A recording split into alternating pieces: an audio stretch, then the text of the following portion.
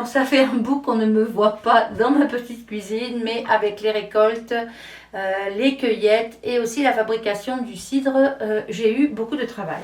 Alors ce soir, je voulais vous présenter une recette de tarte aux pommes parce que depuis le temps des pommes, je partage sur mon Facebook de nombreuses recettes de tarte aux pommes sans gluten et j'ai énormément de gens qui m'ont écrit pour me demander la recette.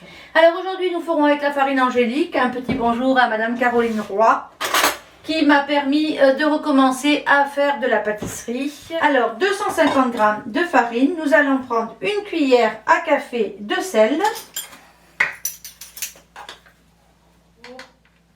Je mets une demi-cuillère à café de xanthane. Voilà. Et je vais aller prendre la feuille pour le robot. Alors, j'ai laissé mon beurre tempérer. Qu'est-ce que ça veut dire? Ça veut dire que mon beurre est dehors depuis à peu près 3/4 d'heure. Et donc, mon beurre est mou. J'ai pris 80 g de beurre non salé et je vais aller le débiter en petits morceaux. Alors, je suis à ma 7e pâte ce soir. Le robot m'aide beaucoup, on va dire. Voilà. Alors là, ce qui est très important, c'est d'attendre que tout le beurre soit vraiment incorporé dans votre farine. Parce que vous ne voulez pas avoir des gros morceaux, vous voulez vraiment avoir votre beurre complètement intégré. Alors, quand votre beurre est complètement intégré, on va mettre une cuillère à café de poudre à pâte. Moi, j'utilise la levure chimique française, mais c'est la même chose. Nous allons aller mettre 20 g d'huile. Alors, vous pourriez faire la recette avec 100 g de beurre. Mais j'ai réalisé que dans le sans gluten, quand on mélange, j'avais vu ça dans une vidéo, et en fait, la personne disait qu'il y avait au niveau du sans gluten, quand on diminuait la quantité des gras pour faire par exemple une pâte feuilletée ou quand on diversifiait les gras, on avait de meilleurs résultats et c'est ce que je fais bien souvent. Donc j'ai mis 80 g de beurre et je vais mettre 20 g d'huile. On pourrait mettre 100 g de beurre, mais la pâte est beaucoup plus friable. Donc, je vais aller maintenant verser mon huile, qui est une huile d'olive douce, donc qui n'a pas vraiment de goût.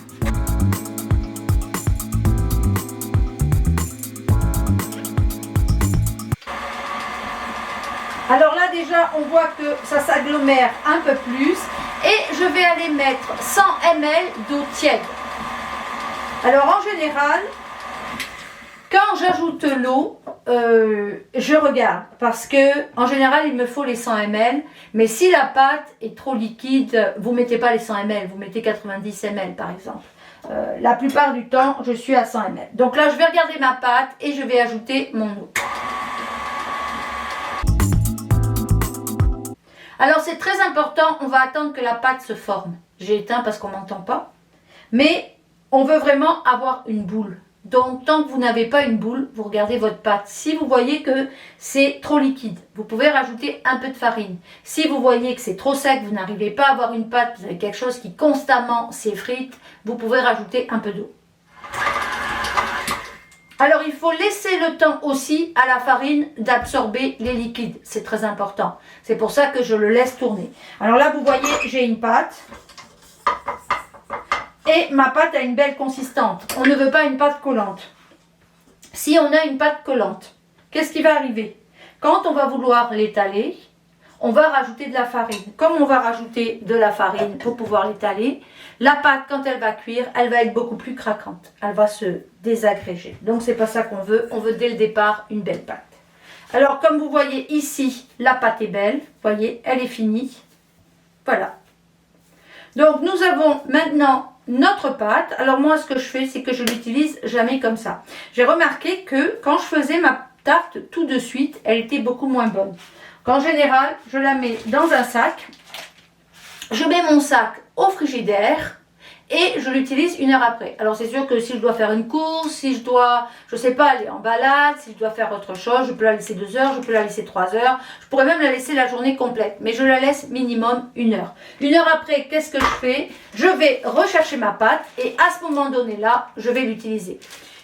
Alors voilà, j'ai enlevé mon robot. Là, je vais aller mettre un peu de farine, mais pas trop. Si vous en mettez beaucoup, votre pâte sera cassante, je peux vous l'assurer. Donc, je vais aller prendre ma pâte. Je vais garder mon sac parce que je vais en faire plusieurs aujourd'hui. Mais en général, dans mon congélateur, les formes plates sont des pâtes à tarte, les formes boules sont des pâtes à pizza ou des pâtes à quiche. Donc, ça me permet de les repérer directement et de savoir quel type de pâte je décongèle. Sans écrire, sans mettre d'étiquette, sans rien. Je trouve que c'est une bonne stratégie. Voilà. Donc, on va faire ceci. Voilà. Donc, ma pâte est ici. Et maintenant, je vais aller tout simplement l'étaler. Donc ici, j'ai mis un peu d'huile en spray. On peut mettre du beurre. C'est juste que là, je suis au chalet et je manque de beurre parce que j'ai fait de la pâtisserie toute la journée. Donc, je vais réserver mon beurre pour ceci. Alors, je vais aller prendre ma pâte. Voilà. Alors, ce qui est bien, moi j'ai un tapis Tupperware. Alors, ce que j'aime bien dans mon tapis, c'est qu'il y a des ronds qui me permettent de savoir où je m'arrête. Alors, moi, je trouve toujours ça utile. Et j'aime bien le fait que, même si j'ai lavé mon comptoir avant, je sais que mon tapis est propre. Voilà. Donc, je vais aller étaler ma pâte. Alors, ma pâte, elle n'a pas besoin d'être étalée sur un sac plastique. Elle s'étale très bien comme ça. Si, quand vous l'étalez, elle fait des trous, bah, c'est pas grave. Vous prenez vos mains et vous la remettez. Et vous lui donnez la forme la plus ronde possible que vous pouvez. Alors, j'ai un moule qui est beaucoup plus grand et qui me permet aussi de faire cette recette. Donc, en fait, là, je pourrais faire 7 grandes et une petite. Je sais déjà que j'en ai trop. Sinon, ma pâte va être trop épaisse et on ne veut pas une pâte épaisse. Donc là, j'ai pas mis assez de farine sur mon truc. Donc, c'est lui qui colle. Voilà.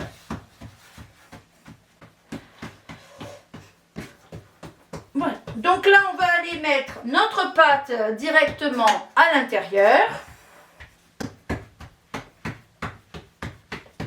Voilà. Alors en général, quand on le fait pour la vidéo, c'est là où ça rate.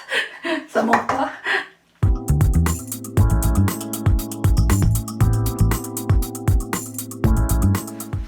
Donc aujourd'hui, on va faire une tarte classique, une tarte aux pommes classique. La prochaine fois, on fera une tarte aux pommes, une tarte tatin.